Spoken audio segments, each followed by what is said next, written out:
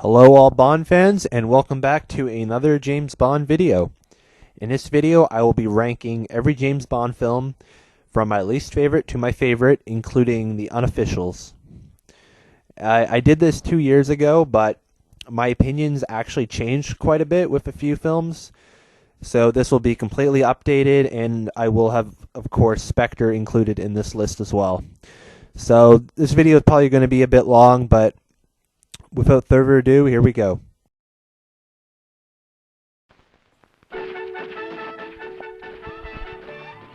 So coming in at number 27 is an unofficial James Bond film. It's a 1967 spoof version of Casino Royale. There's not much praise I can give this film. Even as an unofficial James Bond film, it's just terrible. If it does have one thing going for it, it's the ensemble cast. You have Peter Sellers, Orson Welles, Woody Allen, David Niven, Ursula Andress. There's just so many big names attached to this film. It's actually a miracle they got all these people for it. But basically, they just wanted to cash in off the James Bond craze at the time.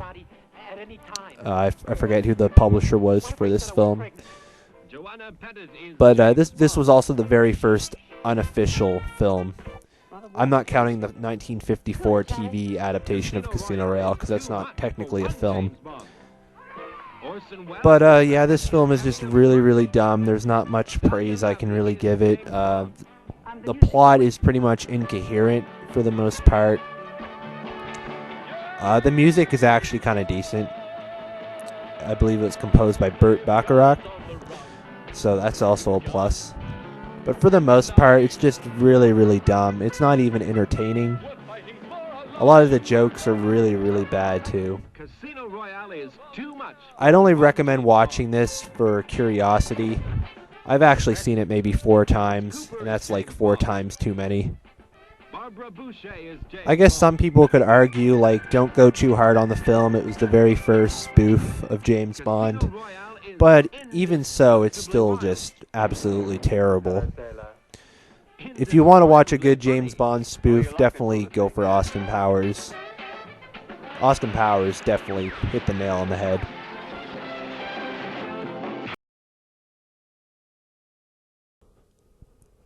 And coming in at number 26, we have the 1954 adaptation of Casino Royale. This was actually the very first time James Bond appeared on TV. And there's not really much I can say about this one. I mean, it was just an hour-long television special for the Climax series. And while it's not, abysmal or anything, it's also not very good. It was filmed live in front of an audience, and there's a lot of mess-ups and stuff with the lines. Also, James Bond is portrayed as being American, which is kind of odd. If anything, it's definitely interesting to watch, especially if you're a hardcore Bond fan and you haven't seen it already. It's on YouTube and pretty easy to find for those interested.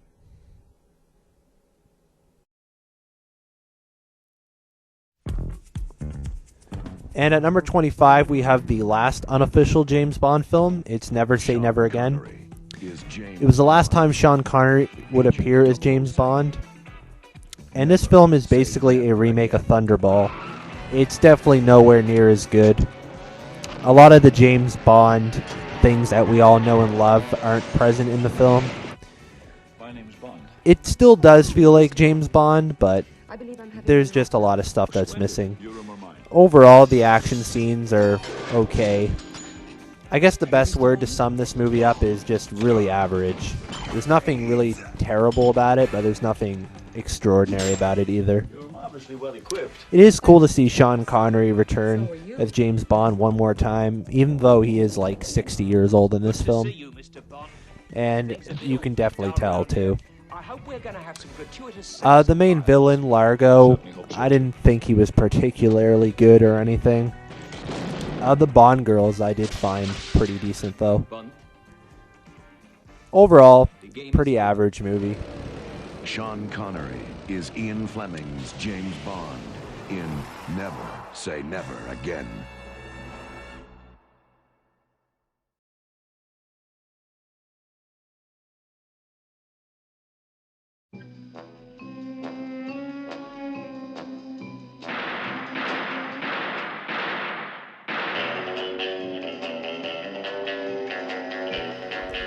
coming in at number 24 is The Man with the Golden Gun. It's universally known as one of the worst James Bond films. It's definitely my least favorite. It was Roger Moore's second film as James Bond and was released in 1974.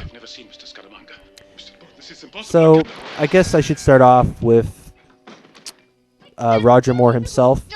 This was his second film as James Bond, and he wasn't quite completely comfortable in the role yet. It is kind of noticeable. When The Spy Who Loved Me came out, which was the next film, he was definitely James Bond at that point. But here, I don't know. There's just something off. Overall, the tone of the movie is between lighthearted and serious. They do get a good mix of that. But the action sequences and pretty much everything in the film is just really, really boring and uninteresting. Christopher Lee plays the villain Scaramanga. He did a really terrific job. He's one of the best James Bond villains, actually, and one of the few saving graces of the film. But unfortunately, he can't propel the film to great heights by himself. Also, the Bond girls are pretty lacking, too, in this film, I find. Maud Adams is alright in the small role she's given, but Brick Eklund just, I don't know, she's one of the worst Bond girls. She's kind of annoying, actually. And speaking of annoying, a lot of people think Sheriff J.W. Pepper is annoying, but I find him just outrageous. He's so funny. I love him in this one. Overall, though, The Man with the Golden Gun, I mean, it's watchable. I can watch it. Actually, the last time I watched it was recently, and I didn't particularly hate it. I actually stayed awake, which is actually probably a first. But overall, it's just really, really lacking. The Oriental locations aren't that great to look at. However, Scaramanga's lair on the island is absolutely incredible. The climax in the funhouse, though, is pretty anticlimactic to me. Also, Knick-Knack, the villain's henchman. He's pretty memorable, I guess, but not particularly one of my favorite henchmen. But he is kind of interesting. Overall, this is definitely my least favorite, like I said. There's really not many positives I can give it, other than Christopher Lee.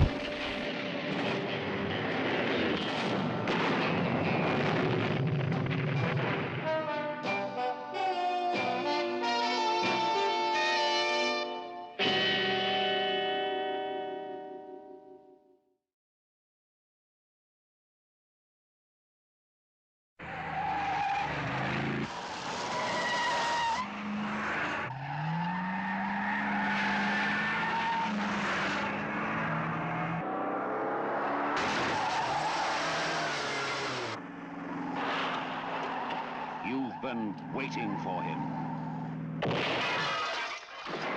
Asking for him. Now he's here. Who are you? My name is Bond. James Bond. At number 23, we have 1971's Diamonds Are Forever. This marked the last official appearance of Sean Connery as James Bond. Overall, the film I compare this to is The Man with the Golden Gun, because both of them are kind of the same. They're both very disappointing and very boring to watch.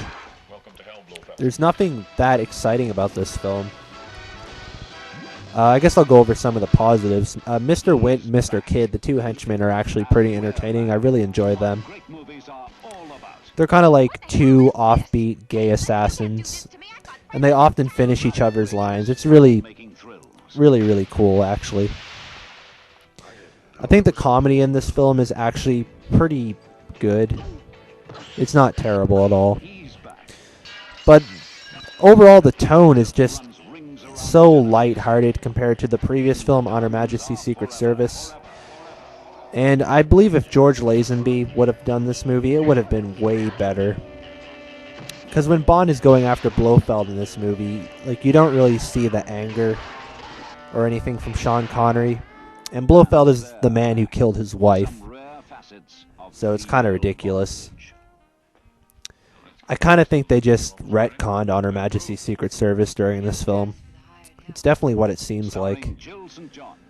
The Bond girls are pretty decent in this film. Jill St. John is smoking, and she does a pretty good job for the most part. Charles Gray as Blofeld is definitely the worst Blofeld in the series. He just plays it really, really, really comedic. Nothing like Donald Pleasance or Telly Savalas, who did really, really good jobs. Another highly notable thing about James Bond films are the exotic locations. And there's not really any of that in this film. The big location is Las Vegas, and it doesn't really do much for me, the whole American setting and stuff. Also, the action sequence in this film, just like The Man with the Golden Gun, they're really, really boring and kind of silly. The climax, especially on the oil rig, is just so silly. And the way Bond gets rid of Blofeld, like, you don't even know if Blofeld dies or survives. And of course, he does survive, as we see in For Your Eyes Only. But it's just silly, and I don't know, overall this movie's just really disappointing.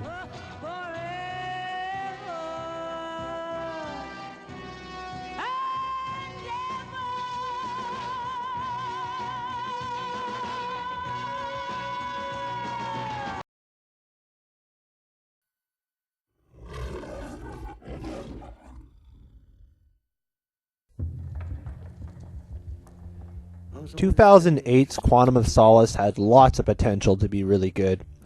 It followed Casino Royale, which was Daniel Craig's first James Bond film. And that film was absolutely incredible. So there's a lot of hype surrounding this movie. And I distinctly remember seeing this in the theaters, and when I left, I was just really disappointed. This movie, it has some of the worst editing you'll ever see in an action movie. Every action scene, it's just all shaky and jittery. You can't see what's going on. And it's a shame, too, because the action sequences aren't that bad themselves. It's just the editing that's bad. And that's not the only bad thing, either. The plot is pretty uninteresting, to say the least. The main villain, Dominic Green, I do like his look, but he just doesn't do much of anything in this film. He does have a good fight near the end with Bond, but it's very short-lived. And his demise was kind of dumb. I didn't really like it. Overall, though, Daniel Craig gives a really good performance as James Bond in this film. He does the best that he can, given the really bad script. If I recall correctly, the script was wrote during the writer's strike at the time. And that's probably partially due to blame to this film's failure. Quantum of Solace, definitely one of the weaker Bond films.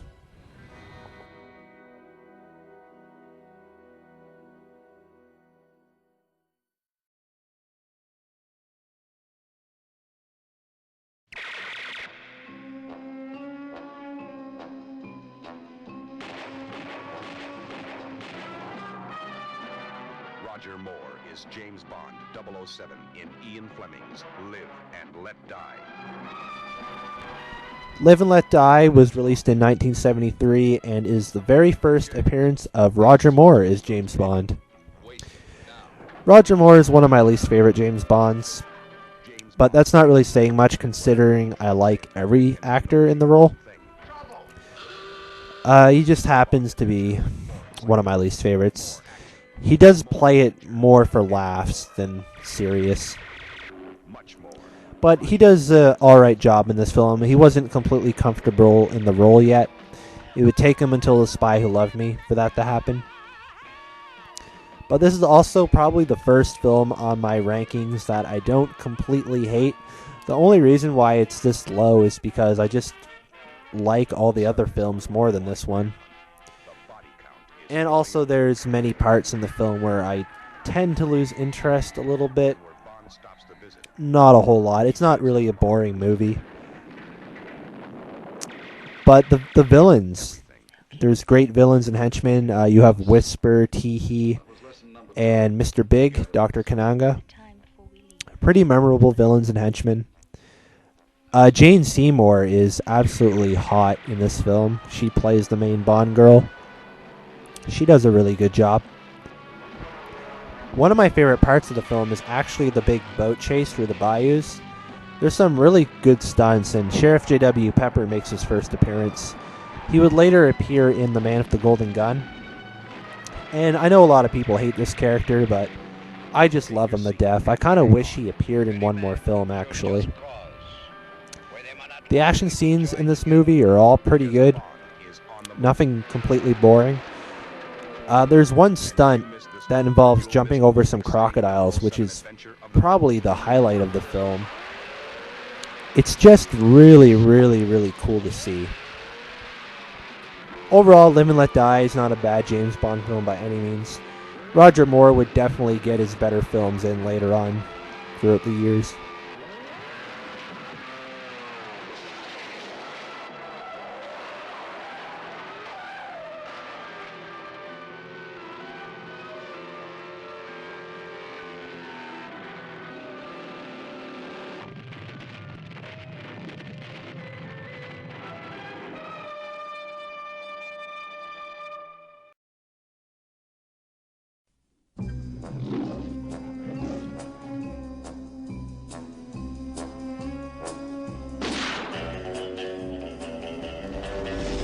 And funny enough, following the first Roger Moore Bond film, Live and Let Die, we have the last Roger Moore Bond film, A View to a Kill, which was released in 1985. Roger Moore is the longest-serving Bond. He starred in 7 James Bond movies, official movies anyway. Sean Connery also starred in 7 movies, but one of them was unofficial. This film was actually ranked much higher on my list 2 years ago, but after rewatching it recently, it just doesn't have the same appeal that it had, for whatever reason. I often find myself losing interest in the film. There are many great parts of it, though. Christopher Walken plays Max Thorne. He's definitely one of the best James Bond villains. He's just so psychotic and crazy in the role. It's just so much fun to watch. Also, Grace Jones as Mayday is one of the more memorable henchwomen in the entire series. The action scenes in the movie range from average to probably just a slight great. There's nothing absolutely spectacular for action scenes in this movie. The climax on the Golden Gate Bridge is actually pretty cool, though. One of the big negatives people have with this film, and it is very noticeable, Roger Moore was really old in this film, and you can definitely see it. It is kind of distracting because there's a lot of parts where you can clearly see that it isn't him performing the stunts. It's just so obvious. But overall, this isn't really a bad movie. There's lots of good things about it. I like the locations. I like the music. John Barry did a terrific job on this score. And like I said, Christopher Walken, definitely one of the best villains. He just brings this movie up so much. If he weren't in it, I would probably rank this a lot lower. Roger Moore is James Bond 007 with Tanya Roberts, Grace Jones, and Christopher Walken. Has James Bond finally met his match? Find out this summer in A View to a Kill. Title song performed by Duran Duran.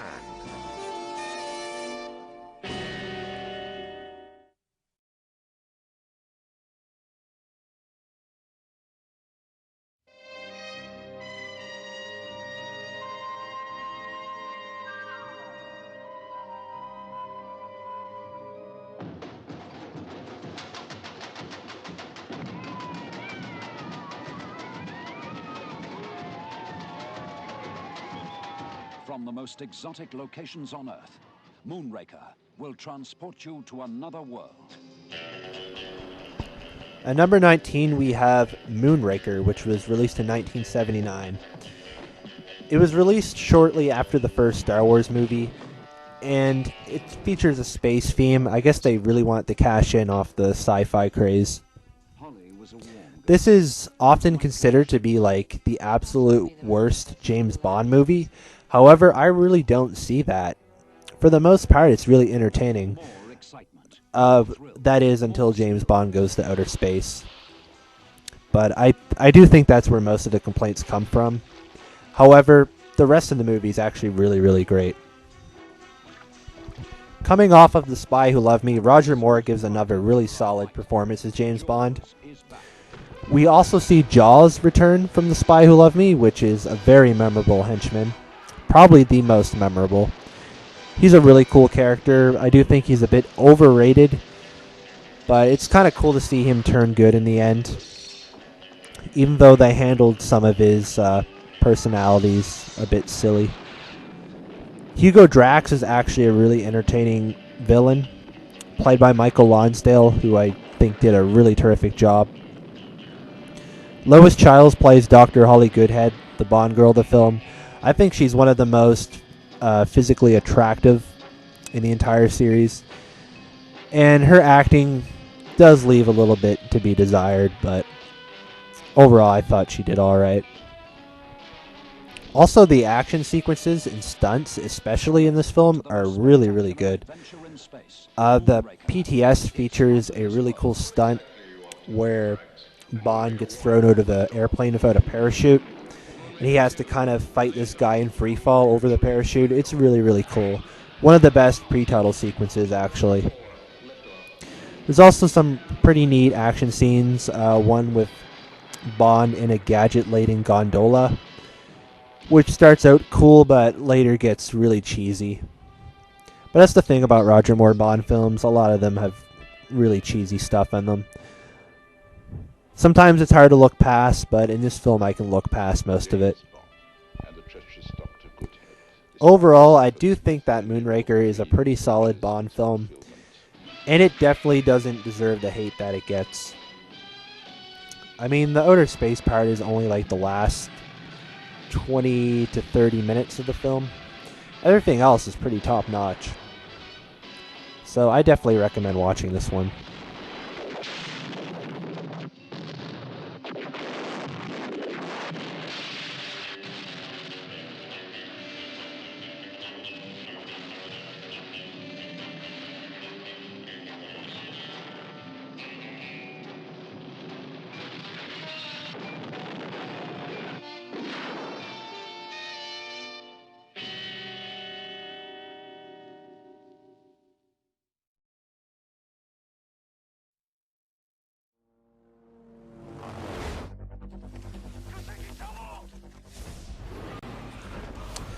I can bet a lot of people were probably getting worried at this point and were wondering where Die Another Day was. Die Another Day is considered to be one of the absolute worst James Bond movies. Actually, I would say the majority of people consider it to be the absolute worst, even worse than Moonraker. It was Pierce Brosnan's fourth and final appearance as James Bond, and it was released in 2002. This was the very first James Bond film I've actually seen in theaters. I was probably about 12 years old, I want to say. Or actually, no, I would have been 9 years old. Yeah, I would have been 9.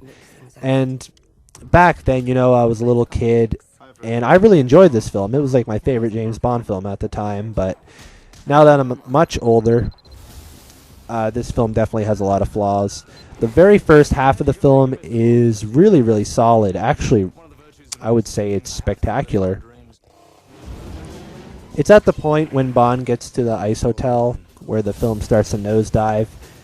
You get invisible cars, really bad CGI footage. It's just all really bad. Also, the climax is pretty disappointing. Most of the action scenes are actually pretty decent, though. There's a car chase with Bond and Zhao, who is actually a pretty cool henchman. He has diamonds in his face. He looks pretty badass. The main villain, Gustav Graves, is really disappointing. The Bond girls, Halle Berry's alright, I guess. Her acting is kind of bad in this film. And Miranda Frost is a really cool character, though. Rosamund Pike is just absolutely stunning in this film. One other thing to mention too, the sword fight is a really cool fight. Probably Pierce Brosnan's best fight scene, I would say, in his tenure as Bond. But overall, Die Another Day is, I don't know, just really disappointing for the most part.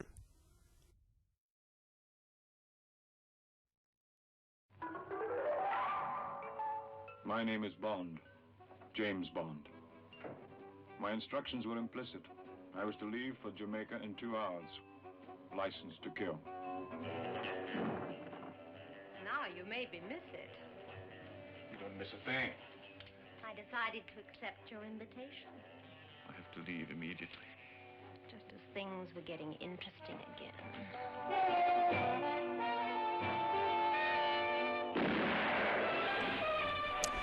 And at number 17, we have the film that started it all, 1962's Dr. No, starring Sean Connery. Sean Connery is definitely one of the best James Bonds. He's probably my second favorite. I would probably rank Timothy Dalton above him still. But Sean Connery is pretty damn amazing. So a lot of people may ask, why did I rank this so low? Why did I rank it as the worst Sean Connery movie? Well, it's not even a bad movie. And where it was the first James Bond film, I can't really give it too much flack. However, many of the classic Bond ingredients aren't present in this film. Like, there's no gadgets, there's no Q. There's just a lot of stuff missing. But it still is a Bond film, and the villain, especially Dr. No, they give him a really big build-up. And it's actually really suspenseful. It's kind of like a mystery movie, I guess, for the most part, where Bond is like snooping around trying to figure out stuff. And speaking of Dr. No is a pretty interesting villain. I felt like they could have done a lot more with his fight with Bond. Like, he has a really disappointing fight with Bond at the end. But there's a lot of really cool scenes in this film also. Bond's execution of Professor Dent is probably the most coldest scene in Bond history. Ursula Andress is the Bond girl. She's absolutely stunning. That scene where she comes out of the ocean, it's been referenced so many times, but it's still iconic to this day. There's not a whole lot of action in the film, and the action that is present is mostly not too spectacular. However, action isn't always everything, and this was the very first James Bond film after all. Plus, there's some really good dialogue to make up for it. Sean Connery also gives a really good performance as James Bond. He's definitely pretty comfortable in the role already from the get-go. To sum it all up, Dr. No is a really solid entry in the series. It made James Bond famous. It was the first film, after all. And it's just really fun to watch. I rewatched it recently, and I had a blast with it, actually.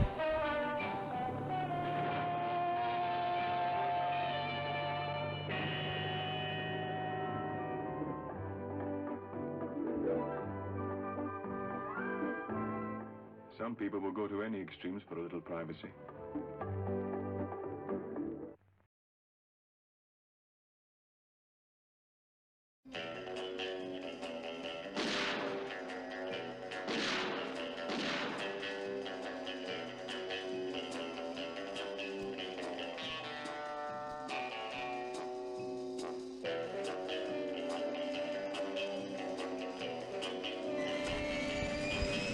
Octopussy is an interesting Bond film. It was released in 1983 and was Roger Moore's second last Bond film.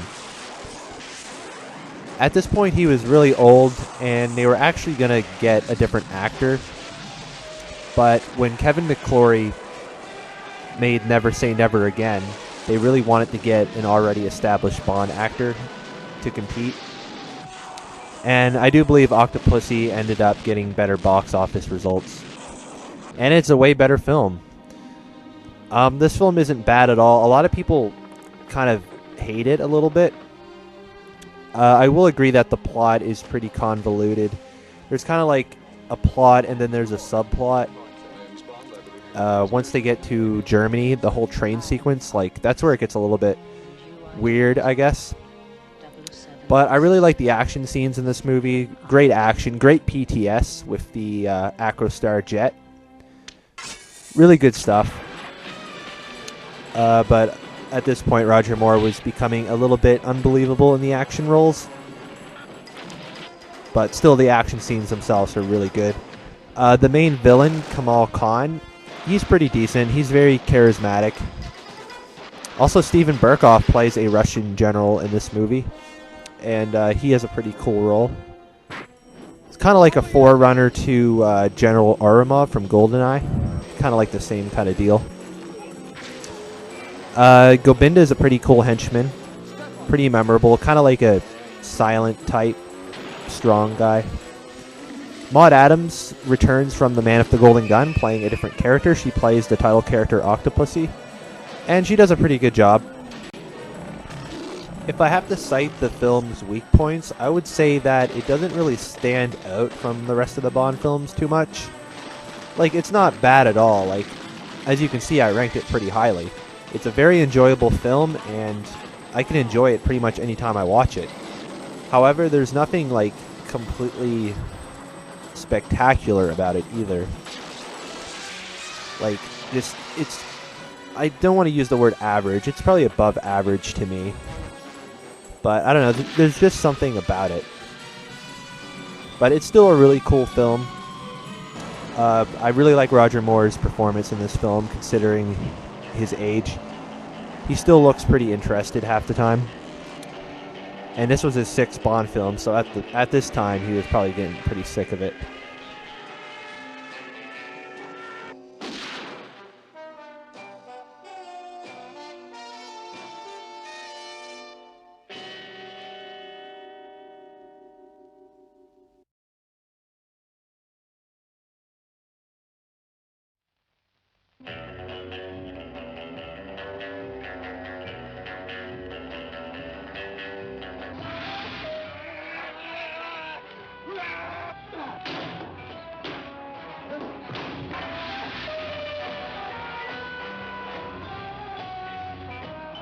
Welcome, Honorable 007. He's the one and only Sean Connery. Welcome to Japan, Mr. Bond. You Only Live Twice was released in 1967 and marks Sean Connery's 5th time as James Bond. This would be his last until he returned for Diamonds Are Forever a few years later. And this film is actually pretty good. A lot of people consider it to be one of the weaker Bond films. Others consider it to be one of the best. I rank it somewhere in the middle. It's really enjoyable all throughout. Great pacing. That is up until the whole marriage ceremony thing. That whole, like, portion of the film I don't really like as much. But pretty much everything else is really good. This is also the first time Blofeld gets seen, like his face. He is portrayed by Donald Pleasance in this film. And I really like his appearance. Obviously, his appearance would be later spoofed in Austin Powers for Dr. Evil. But at this time, it was really cool and different. He's not my favorite Blofeld. I would say Telly Savalas is my favorite Blofeld. And I would actually rank Christoph Waltz's portrayal probably above Donald Pleasance as well. But he's still a really cool Blofeld. Helga Brandt is a really cool henchwoman. She's really, really hot. And the whole Japan setting is pretty cool. I believe this is the only Bond film where Bond is actually in Japan. Correct me if I'm wrong. And all the Bond girls are pretty hot. Kissy Suzuki, really good Bond girl, even though she doesn't do a whole lot. The action scenes are really cool. There's a scene with Little Nelly, which is Q's little helicopter. That's a pretty cool scene. Also, Bond's fight with, I believe it was The Rock's grandfather who played the character. That whole fight scene, that's a really cool scene. And the volcano lair, how can you forget about that? That's easily one of the most epic moments in a James Bond film. Really, really good stuff.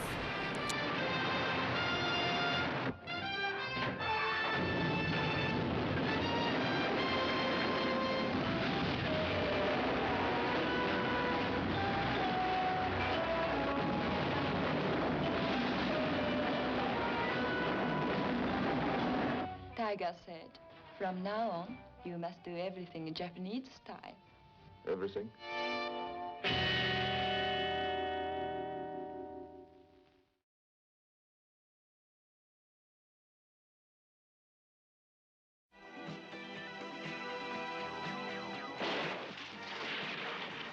It's the biggest, it's the best, it's Bond.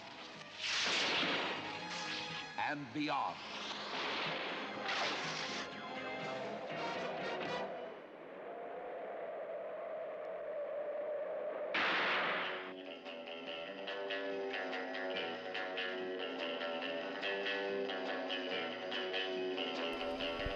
The Spy Who Loved Me was Roger Moore's third Bond film, and it was released in 1977.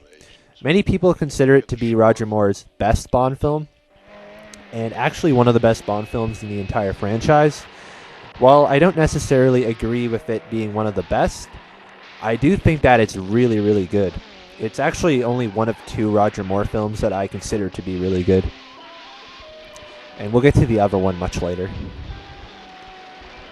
This film has it all. It has great locations, great action. The villain is kind of subpar for the most part, but Jaws makes up for it. This marks the first appearance of Jaws, played by Richard Kiel, the indestructible henchman. And he's just a simply iconic character. Really, really cool. Barbara Bach also does a pretty decent job as Anya Amasova, the main Bond girl.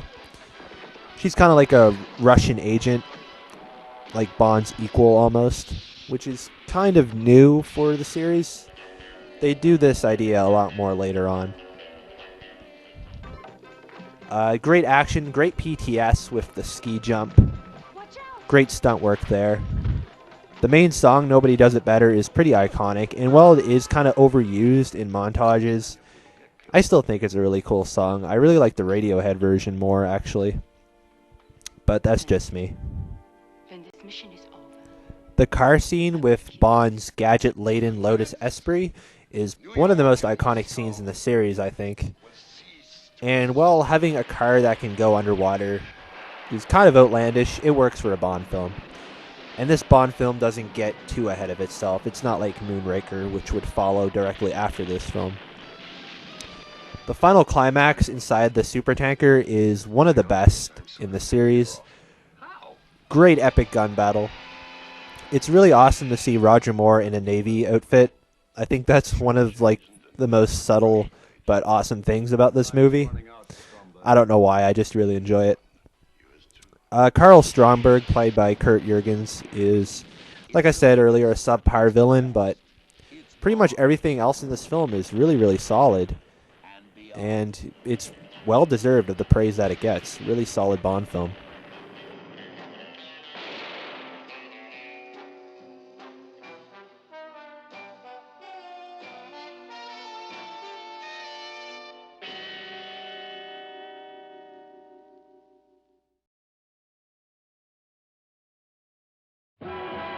Stop! Look! He's gunning for trouble. 007. It spells Bond. Coming in at number 13, we have Sean Connery's third performance as James Bond, and that would be Goldfinger, released in 1964. This is considered to be probably the greatest Bond film of all time by many people, and I don't necessarily agree with that. I do believe that it is one of the best, but this is not a best list. This is a favorite list. And I don't know. I just like the other 12 Bond films that we're going to get to a lot more than this one. I just find them more enjoyable. But this is still a really, really good Bond film. It's probably the first Bond film with all the classic ingredients. You have an awesome Q scene with Desmond Llewellyn, who shows Bond his car. And the car has gadgets. You get to see them later on in the film. Really cool stuff. The action scenes are great. The characters are really, really colorful and great. Auric Goldfinger is a really cool villain. He's not really physically threatening, I guess, but he has some really good lines in this film. Oddjob is one of the first classic and memorable henchmen. He has a bowler hat, which he uses to decapitate or break the necks of people. And it's a really quirky idea, but it works. It's Bond. And, you know, Bond films are always like that. Honor Blackman plays Pussy Galore, which is a pretty ridiculous name, but a pretty good Bond girl. Not one of my favorites, but not bad either. This film definitely has some of the most iconic images in the entire series. From the gold-painted girl to the laser scene to when Bond wakes up and sees Pussy Galore for the first time. It's all really iconic stuff and really memorable. Also, the final climax inside Fort Knox is probably one of the best climaxes in the franchise, in my opinion. It's a really epic battle between Bond's side, which would be Felix Leiter and the CIA, and Goldfinger's army. And Bond's fight with Oddjob at the end is also pretty cool. And in the end, Goldfinger ultimately gets his demise when he gets sucked out of the plane, which is kind of silly, but I don't know, I find it entertaining. Overall, Goldfinger is definitely worthy of the praise that it gets. I don't really think it's overrated. It definitely deserves the praise, but I don't know, I just like a lot more Bond films more than this one, I guess.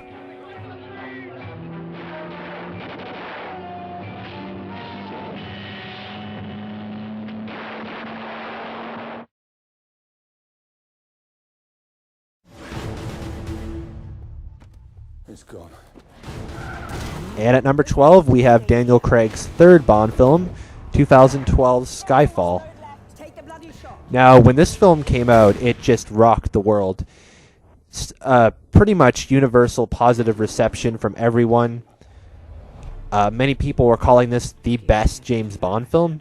And while I do think that's kind of a stretch, it's definitely one of the most well-made, and probably has the best cinematography, I think, out of all the Bond films. But the reason why I ranked it as number 12 and not in my top 10 is because it doesn't really feel like a Bond film for a lot of it. I mean, it's a really good film, just kind of average as a Bond film, I guess. However, this is almost like a minor complaint now because this film gets better with every viewing. I initially ranked this much lower on my list, but I recently rewatched it about a week ago, and I just had a great time with it. Javier Bardem plays Raul Silva, who is one of the most iconic villains in the franchise. He is just so cool, and I love him in the role. We get a new cast of MI6 regulars with a new Q, played by Ben Whishaw, a new Moneypenny, played by Naomi Harris, and they do terrific jobs. Really, really good. And how can I forget the new M, played by Ralph Fiennes? He is just a terrific M. And we'd get to see more of him in Spectre, and he just shines in that film. The action scenes, well, there's not a whole lot in this film, and none of them are truly spectacular. The climax is pretty cool, though. It definitely grew on me, because I initially didn't really like it that much. Also, it probably has one of the most emotional endings to a Bond film. Probably next to On Her Majesty's Secret Service. And it's great to see a Bond film have emotional depth of this level. Definitely gives it a few more dimensions. Overall, Skyfall is a really good film, and just probably a great Bond film. But as a film itself, it's truly spectacular.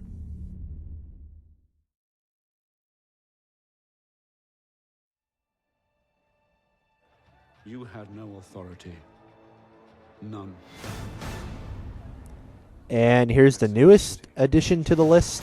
And the reason why I made this updated list, we have 2015's Spectre, which just came out a few weeks ago. I've seen it twice in the theaters, and it is absolutely amazing, to say the least. Really, really great film. There's a few negatives, but not a whole lot. My main gripe with it is the final act. I do think that it's a bit weak in comparison to the rest of the film, but the rest of the film is truly amazing. Really, really good stuff. Mr. White returns, who was one of my favorite characters in Casino and Quantum. It's great to see him again. The Bond girls, Léa Seydoux and Monica Bellucci. Great casting choices. It sucks Monica Bellucci's not in the film for long, but she does a great job with the small role she's given. Léa Seydoux is really, really good.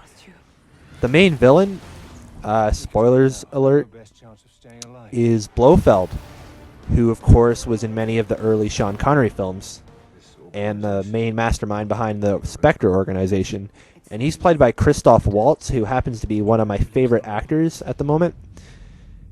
And while I do think that he could have done a bit more of the character, I blame it on the script for the most part, because the script to this film is pretty weak. That's one of the downfalls. But all the action scenes are great. Great characters. I mean, Dave Bautista as the henchman. He plays a strong, silent type, a truly classic Bond henchman, and he gets a great fight scene with Bond in a train. Probably the best fight scene in the movie, and one of the best fight scenes in a Daniel Craig Bond film. There's a car chase too with some gadgets, which I don't know. It could have been better, I guess. There's a few action scenes in this film that could have been better, but are pretty entertaining. And this film has some great dialogue, I find. Some of the best dialogue in the entire franchise. I can't wait for this to come out on Blu-ray so I can see it again. Spectre, truly amazing. And it feels like a classic Bond film.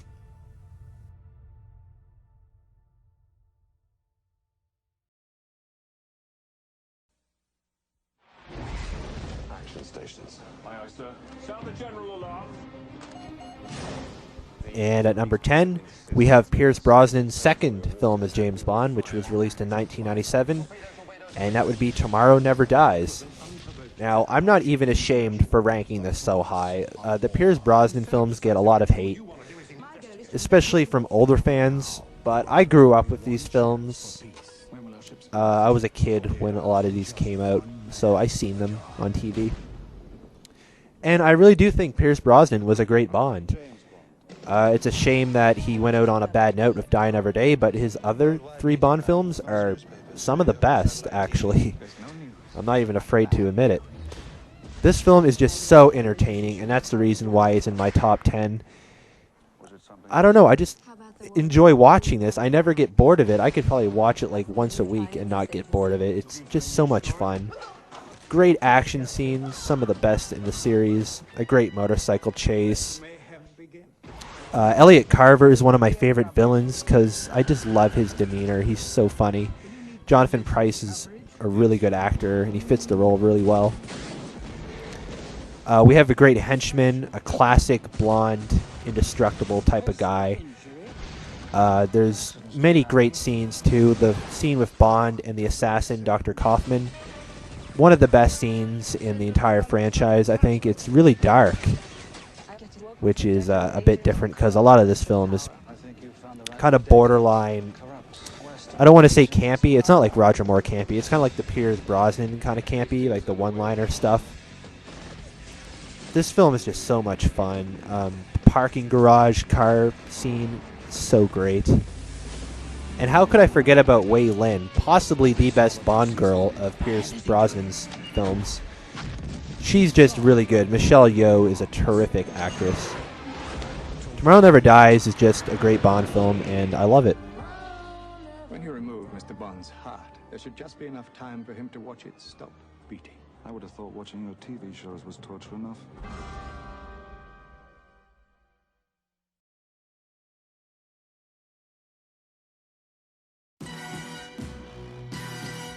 The name that means excitement is back. Bond. James Bond. The Living Daylights, released in 1987. It was Timothy Dalton's first Bond film. And it's just such a shame he only did 2 films. He is my favorite actor to play Bond. I don't know, there's something about him. I just really like his appearance, and his portrayal is just sublime. It's just so good. This film has some of the best action scenes in the entire franchise. It has a terrific battle on the back of a cargo plane between Bond and Necros, who happens to be possibly my favorite Bond henchman. And it's kind of an odd choice, I know, but I just really like the character. He's really cool. The villains are kind of the weak point of the film. There's kind of like two main villains, and they're not really that interesting. But the main Bond girl, Cara Malavi, played by Mariam Dabo, is terrific. One of my favorite Bond girls. And the chemistry between her and Dalton is just fantastic. Living Daylights is a really entertaining Bond film. There's not many negatives I can say about it. It's entertaining all the way throughout. And that's pretty much the reason why it's number 9.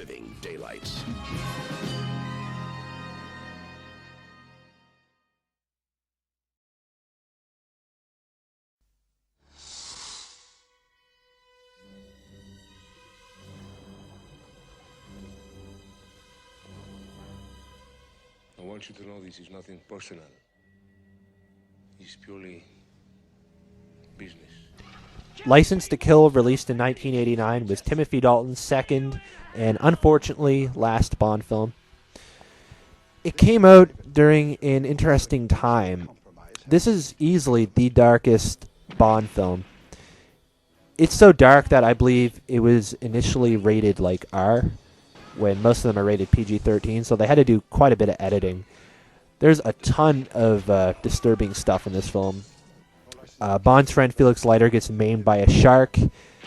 The main henchman gets grinded in a cocaine grinder. Like, it's just really brutal stuff for a Bond film. But I kind of like that about it. It's different. The whole plot with Bond trying to get revenge for Felix Leiter, it's more personal. The revenge thing is kind of overdone in most films nowadays, but for a Bond film, it was new and different. There's great action in this film. The tanker chase, the climax is probably in my top 5 favorite climaxes of the franchise.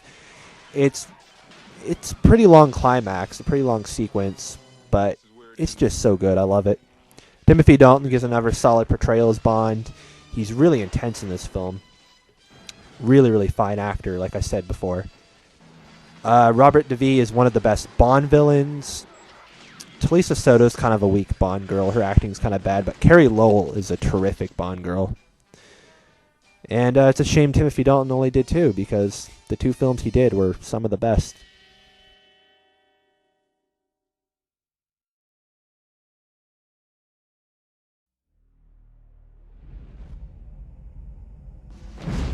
When the world is the target. 72 hours ago, a secret weapon system was detonated over Seven Iron. And the threat is real. GoldenEye exists. A radiation surge that destroys everything with an electronic circuit. You can still depend on one man. I want you to find GoldenEye. 3. Find who took it. 2. And stop it. 1.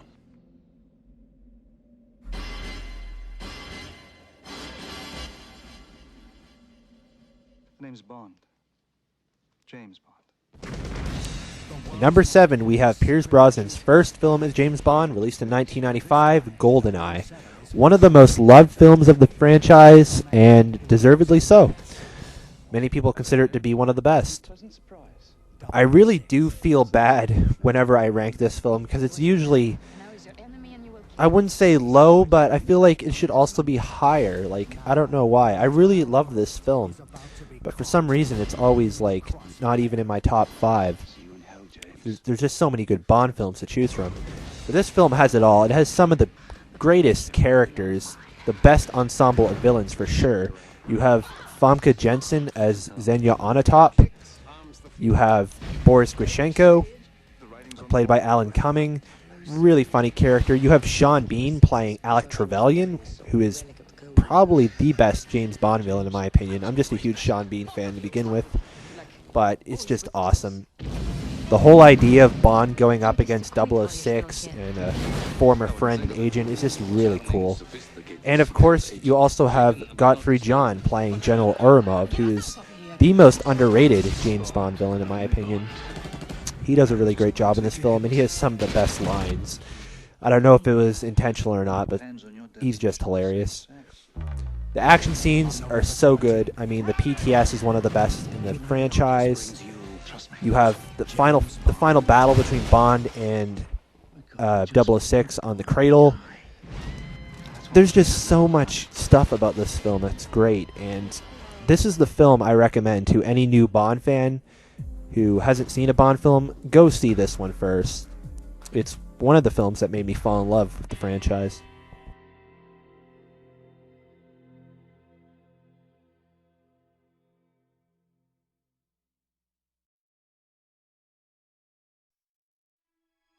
Your file shows no kills. But to become a 00, it takes 2. How did you die? Your contact? Not well. You needn't worry. The second is... yes. Considerably. Released in 2006, Casino Royale marks the very first appearance of Daniel Craig as James Bond. I was initially very skeptical with the casting of Daniel Craig. I didn't really like him at first, but eventually he grew on me, and I consider him to be one of the best Bonds, for sure. I didn't see this one in theaters. I kind of skipped out on it because, like I said, I wasn't too keen on Daniel Craig being Bond, but when I seen it on DVD, I actually enjoyed it, and this film gets better with every viewing. This is truly masterful. And I'm pretty sure Daniel Craig, if he continues to do more, he will never top this. This is also a reboot. It kind of ignores the previous timeline set by previous Bonds. And you see Bond on his very first mission trying to take down Le Chiffre, who is also a really cool villain.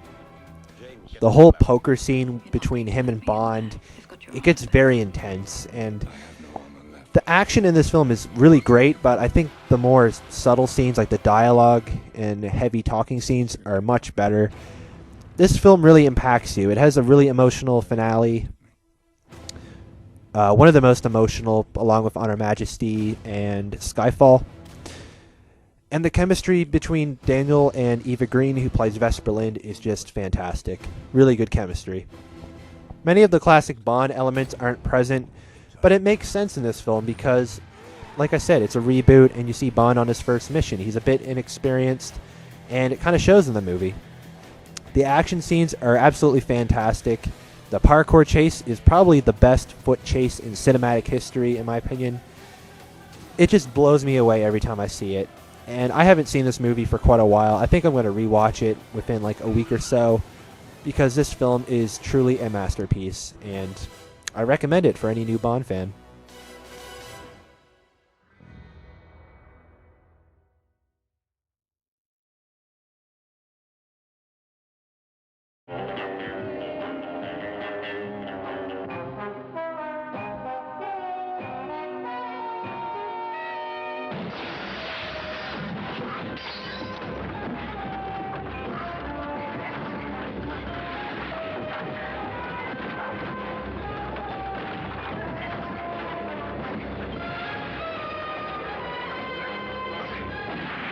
Only the second James Bond thriller could be more exciting than the first. So now we're getting into top 5 territory with the second James Bond film, From Russia with Love, released in 1963. And this was Sean Connery's second appearance as James Bond, and he is absolutely spectacular in this film. He does a terrific job. This film is considered to be one of the best James Bond films. A lot of people do consider it to be the best, even higher than Goldfinger. And you know, I definitely agree. This is probably the most well-made James Bond film. It just flows really nicely. It has a really great story, really great characters, and really great action. The characters, you have Robert Shaw playing Red Grant. They make him out to be kind of like the main villain, but he's more so a henchman. And he's definitely one of the best henchmen. He has a really, really epic fight with Bond on a train. And it's probably one of the best fight scenes in like cinema history. It's just really, really brutal. Rosa Klebb is a really cool villainess. She's very memorable, and she has a confrontation with Bond at the end where she has like these needles coming out of her shoes. And it's just really cool. You also see Blofeld for the first time. You don't see his face, though. He's behind a desk. But this continues the Spectre arc, the Spectre organization.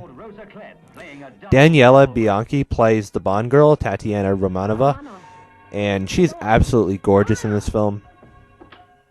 She gives a pretty good performance, even though I believe her voice was dubbed because of her strong Italian accent. But she's a really good character. And also Bond's ally, Karim Bey, played by Pedro Armendariz. He is one of the best Bond allies. He is just a really cool character, very charismatic. And when he dies in the film, like it's kind of saddening. And the actor actually passed away in real life, I believe, shortly after the film wrapped up, which is pretty tragic. Great action scenes include a gun battle at a gypsy camp and the boat chase at the end of the film, which is a really cool climax. The action in this film for a 1963 film is actually like top notch. And it's kind of funny, when I was a kid, I found this movie boring, but it's not boring. Definitely not. It's a really, really entertaining film. One of the best James Bond films. Kind of suck having it at number 5, but this is a favorite list and it's completely subjective, so don't rip on me too much.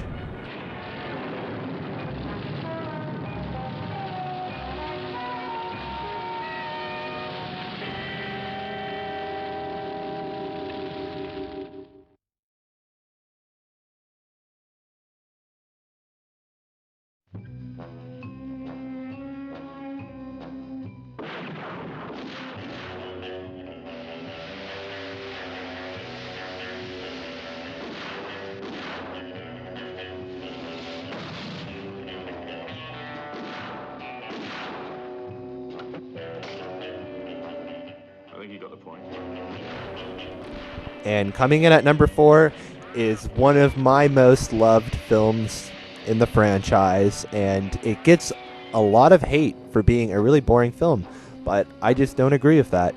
And that would be 1965's Thunderball, starring Sean Connery. This is easily my favorite Sean Connery Bond film. I do agree that From Russia with Love is probably a better made film, but I just love this film more. It's just more entertaining to me, and it just has so many great things about it. Let's start with Sean Connery's performance. Now, a lot of people say he looks bored in the role, but I just don't see it. In my opinion, this is his best performance as James Bond. He just does such a good job. The characters in this film are all really, really great and colorful. The main villain, Largo, he has like an eye patch, which of course they spoofed in the Austin Powers series. He's a pretty cool villain. He gets a fight with Bond at the end. Most of the time, he's just very menacing in his demeanor. But he's an alright villain. He could have been a bit better. Probably one of the weaker points of the film, but there's not many weak points. There's a henchwoman, Fiona Volpe, played by Luciana Paluzzi, I believe. And she is absolutely stunning, gorgeous. Oh yeah, did I mention the Bond girls in this film are probably the most attractive looking, in my opinion? There's just so many. Domino, the main Bond girl, played by Claudine Auger, who I believe was dubbed. She still gives a pretty good performance. Many great action scenes in this one, lots of underwater stuff. And the fight at the very beginning of the film in the PTS is probably one of my favorite in the series. It's just really, really funny, but also brutal at the same time. And another really subtle thing about this film, which I really, really love, it gives Sean Connery a lot of vulnerability, because there's many moments in this film where he's actually in danger, and he actually gets shot in this film, which is pretty, like, rare for a James Bond film. James Bond doesn't really get shot a whole lot. But Thunderball is a really terrific film. I don't believe the haters. Definitely give it a try. It may not be for everyone, but it's definitely one of the best in my eyes. And probably will be forever.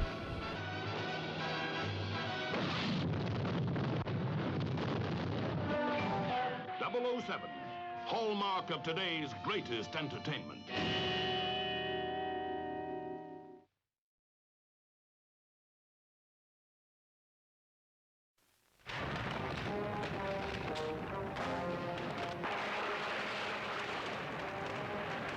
An avalanche of action. Bigger, better, different. It's got to be when he's around. Now we're getting into my top three, and this is where it gets really, really hard. All three of these movies could have easily been number one, and it was really hard rearranging these. This film was actually number two for quite a while, but then I moved it back to number three. This is George Lazenby's one and only film as James Bond, and it was released in 1969, and that would be, obviously, On Her Majesty's Secret Service. Just like From Russia with Love, this is universally considered to be one of the best James Bond movies by many people. Most of the criticism comes with George Lazenby's performance as James Bond. Personally, I didn't think he was that bad. It's a shame that his voice is dubbed for like half the film, which is kind of silly. But I thought he was a really good James Bond. He's really physical. He's really good in the fight scenes. And his acting, considering he was basically not even an actor, is pretty decent. It's not completely bad. The story in this film is absolutely fantastic. It marks the very first time James Bond gets married, and the only time. And of course it ends very tragically in easily the most emotional finale of a James Bond film. The action scenes in this film are absolutely spectacular. I love the ski chase. Oh man, it's just so good. There's actually like a huge chase scene in the middle of the film when Bond is escaping Peace Gloria. Great fight scenes. Like I said, George Lazenby is just really good in the fight scenes. Great characters. Deanna Rigg plays Tracy D. Vincenzo, who is Bond's love interest, and of course they get married. She's a really, really great actress, and she's one of the better Bond girls.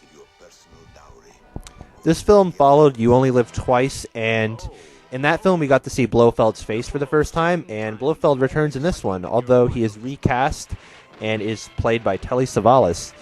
He is easily my favorite Blofeld, mainly because he actually fights with Bond. He's more physical. He doesn't just sit around in a chair stroking a white cat. And Telly Savalas is a really great actor. John Barry's score in this film is absolutely legendary. I mean, most of his scores are. But the main On Her Majesty's Secret Service theme is just one of the greatest pieces of Bond music. It's just so good.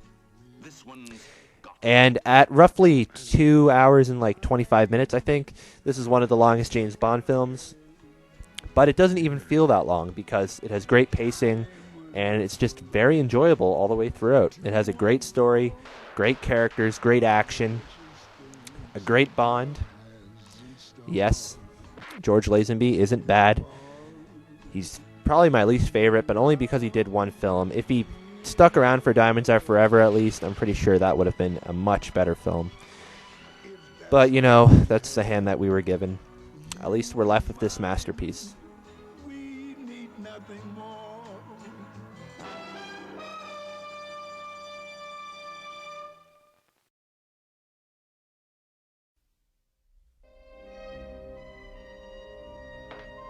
For your eyes only.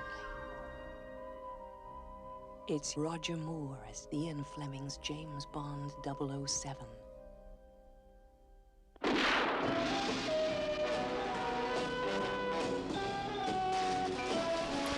Coming in at number 2, I know it may be a shock. This was actually my number 1 favorite James Bond film 2 years ago. And it was so hard moving it down to number 2. I don't really like it any less. But I don't know, it was just really hard making a choice. This film was released in 1981 and stars Roger Moore. As you noticed on this list, I put many Roger Moore films pretty low. But this film was one of the very first James Bond films I ever saw, so it's very nostalgic for me. But even then, I really do think it's a great film. It's definitely Roger Moore's most serious Bond film, and that is the main reason why I love it. It has a really great story, really great characters, really great locations too, and probably the best action out of a Roger Moore Bond film, I think. I mean, just when the film opens up on Tracy's grave and you see Bond laying the flowers, it's nice to have some continuity from George Lazenby's one and only Bond film. And then you get a sequence with Blofeld where he's controlling the helicopter with Bond in it. And a lot of people criticize this scene, and rightfully so. It's probably one of the weakest points of the film. But it's just great to see Blofeld again, and of course Bond actually kills him by dropping him down a smokestack. And they could have handled that a bit better, but I can look past that. The rest of this film is absolutely spectacular. Even Bill Conti's score, which a lot of people criticize for being dated, I just love it. It's really disco-y, and you know, I shouldn't like it, but I just do. It's just really, really good. Great characters.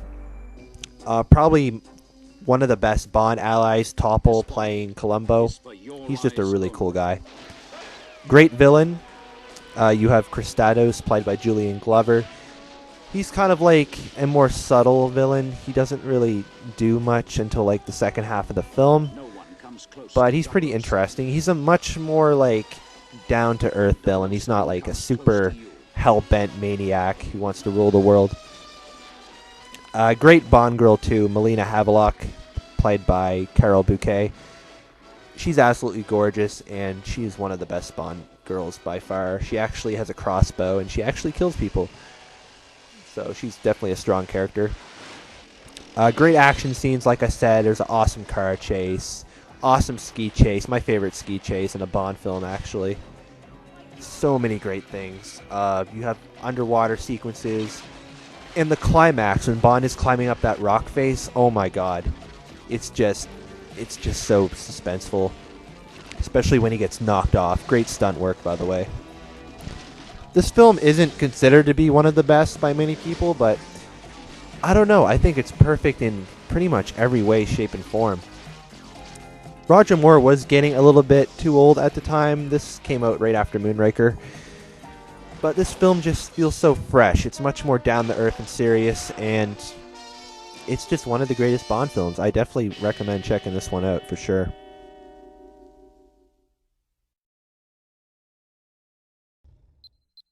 And my number one. Oh boy, am I going to get a lot of hate for this. Pierce Brosnan's third Bond film.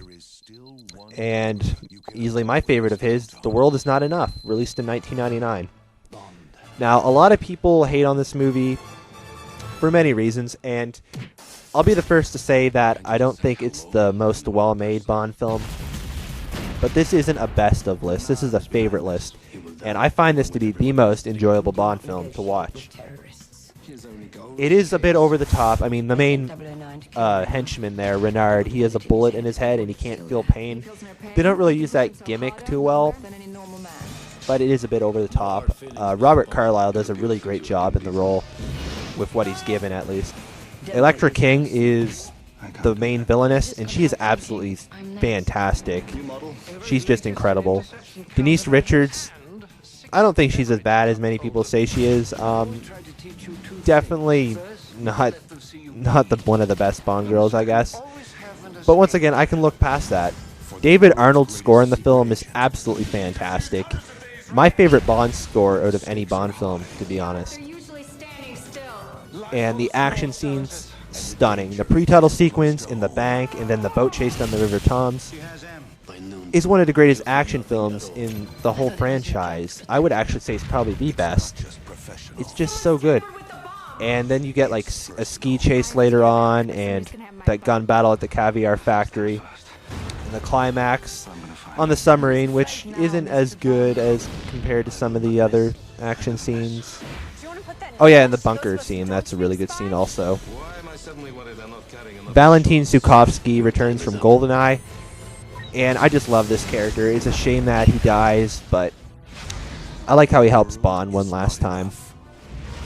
I would say the strongest point of the movie is that, while it is very action-y, it is less action-based than the other Pierce Brosnan films. It's more story-driven, and I like that. I like the chemistry with Bond and Sophie Marceau playing Elektra King. And then when he finds out that she has been pulling him along the whole time, it's just really good. Pierce Brosnan gives probably his best performance as James Bond in this film. And, you know, I'll defend this film to the death. I really do think that it's a pretty good Bond film. Not one of the best, but it's definitely my favorite. And I don't feel bad for putting it at number one. because I could watch this film like pretty much every day and never get sick of it. It's just really fun to watch. Well, that's it for this video. I hope everyone enjoyed it. Please feel free to leave your thoughts and opinions down below in the comments, and feel free to share your list of your favorite James Bond movies. Thanks for watching.